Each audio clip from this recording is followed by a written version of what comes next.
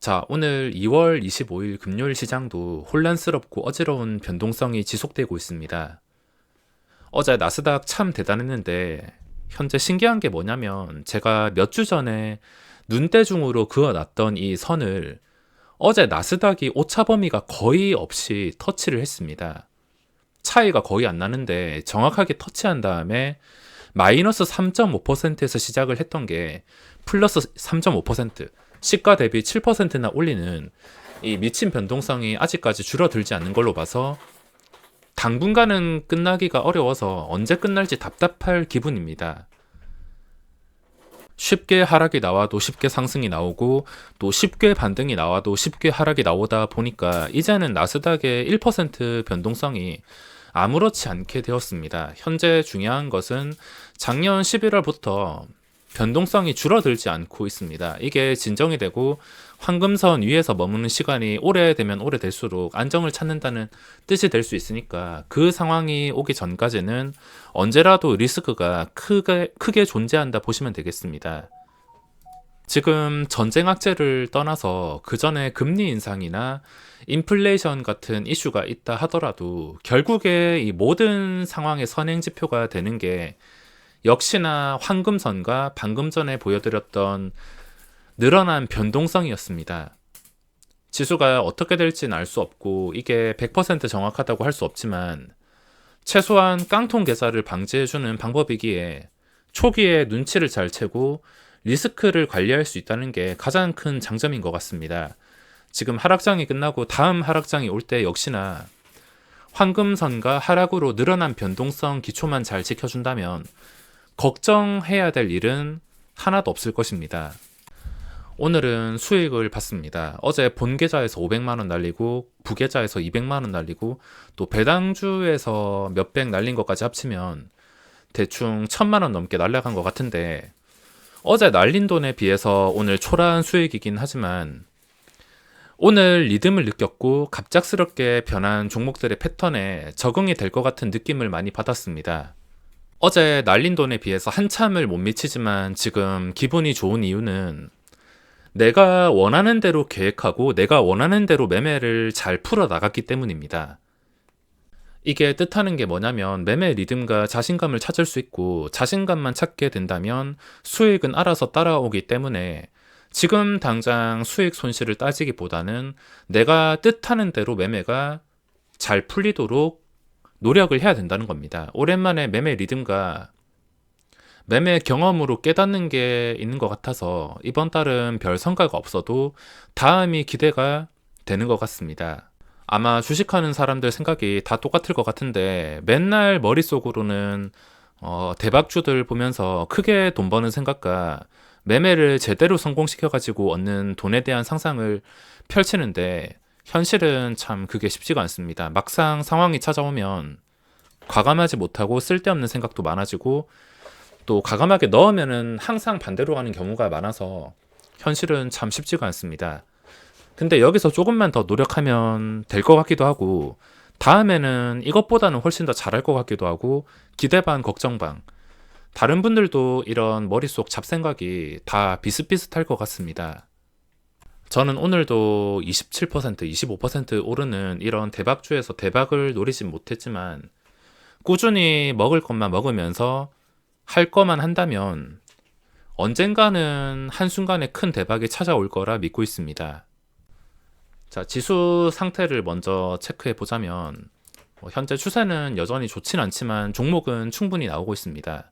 제가 지금 시장에서 바라보는 종목들은 최근에도 분류를 하긴 했었는데 일단은 GS나 요즘 전쟁 테마주 같이 움직이는 여러 가지 종목들, 이런 종목들은 아예 매매할 생각이 없습니다. 완전히 포기한 상태에서 관심도 없는데 거래대금 나오고 신고가이긴 하지만 이미 내가 저점에서 들어간 것도 아니고 뉴스 한 방에 어디로 튈지 모르는 종목이기 때문에 정신건강을 위해서라도 매매를 하지 않습니다. 오늘도 지수가 상승으로 출발하면서 인버스의 10배처럼 움직이는데 시초가가 마이너스 15% 그리고 최고가가 20%, 여기서 충분한 수익을 얻으신 분들도 계시겠지만 저는 이런 것 자체가 자신이 없기 때문에 아예 매매 대상에서 제외를 시켰습니다. 한 방에 마이너스 15%가 뜨고 뭐 플러스 15%가 뜨고 이런 종목들은 저랑 참 맞지 않는 것 같습니다.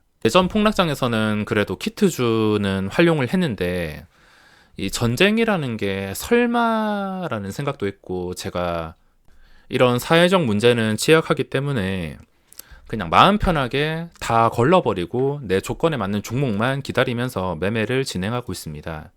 어제도 시간의 거래 보면서 제가 홀릴 뻔했습니다. 어제 시간의 거래 대금이 가장 많이 나온 게 팜스토리인데 종가에 들어가서 이것도 설마 최근 다른 테마주처럼 시초가가 10% 20% 뜨지 않을까라는 상상을 하긴 했지만 괜히 이거 들어갔다가 원래 하지 않을 생각이었는데 조금만 먹고 나와야지 생각으로 들어갔다가 하필 내가 들어간 타이밍에 물릴까봐 어제 시간에 거래 매수하려던 거 겨우 참았습니다. 만약에 매수했다면 최소 10%가 날라갔을 것인데 이런 아찔한 상황을 보니까 진짜 원칙을 지키는 게 얼마나 중요한지를 다시 한번 깨달은 것 같습니다.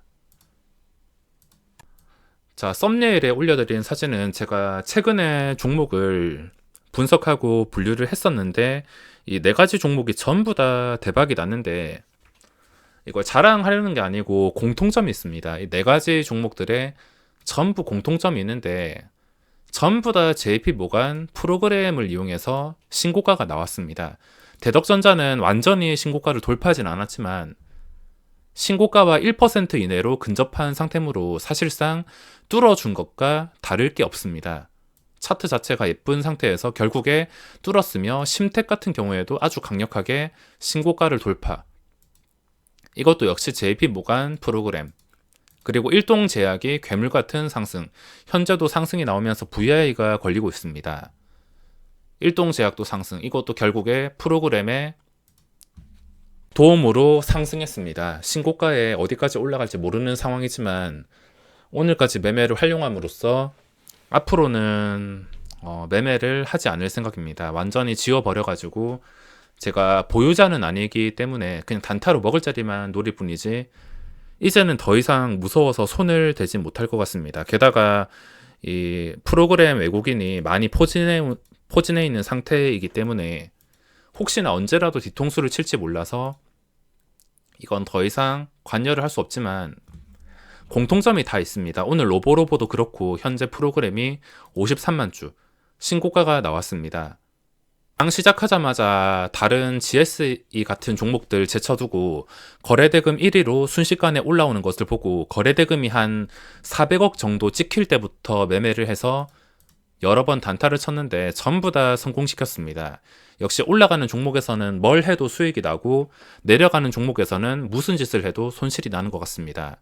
단타가 굉장히 쉽게 풀리고 호가 단위가 변하는 신고가까지 겹쳐 있었기 때문에 매매하기가 굉장히 수월했습니다. 오늘 로보로보로 인해서 어느 정도 자신감이 붙었는데 다음에는 또 잘 이런 종목이 나온다면 대박을 꿈꾸면서 잘 활용할 수 있을 것 같습니다. 공통점이 있다면 전부 다 프로그램 JP 모간을 통해서 신고가가 나왔다는 것. 앞으로 매매할 것도 지수 상태는 아직까지 좋지 않은 상황이라 시가총액 상위 종목들을 함부로 하지는 못하겠지만 앞으로 해야 될 것은 어떤 종목에서 프로그램 매수로 인한 상승이 나올 것인가 이 부분을 예측하고서 매매한다면 분명히 도움이 될 수 있을 것입니다. 정확한 이 프로그램 외국인 단타의 특징에 대해서는 제가 최근에 영상을 꾸준히 올려드리고 있으니까 참고하신다면 어떤 식으로 해야 어떤 조건이 갖춰져야지 매수가 들어오는지 한번 확인해 보시기 바라며 필요한 점이 있다면 계속해서 영상을 올려드리겠습니다. 오늘은 단타로 대응했던 게 로보로보랑 일동제약입니다. 거래대금이 몰리는 쪽에서만 또 몰릴 것 같은 상황에서만 들어갔지 대덕전자랑 심택은 들어가지 못했습니다.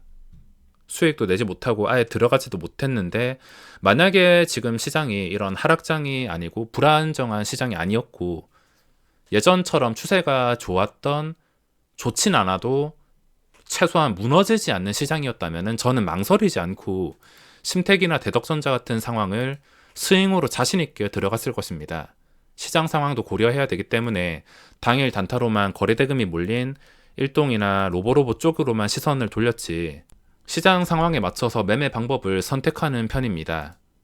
저 네 가지 말고는 GSE 같은 종목들이 거래대금을 전부 다 차지하고 있어서 신규 발견되는 종목은 없습니다. 일동제약은 더 이상 보유자가 아닌 이상 활용하기가 무서울 것 같으며 그나마 지금 살아있는 게 대덕전자와 심택. 이게 단타로 나간다 하더라도 결국에 추세가 살아있으면 다시 들어올 게 뻔하기 때문에 당분간은 이쪽에서만 잘 활용을 해야겠습니다. 자, 그럼 오늘 영상은 여기까지만 하고 또 새로운 종목을 발굴할 수 있다면 영상 남겨드리도록 하겠습니다.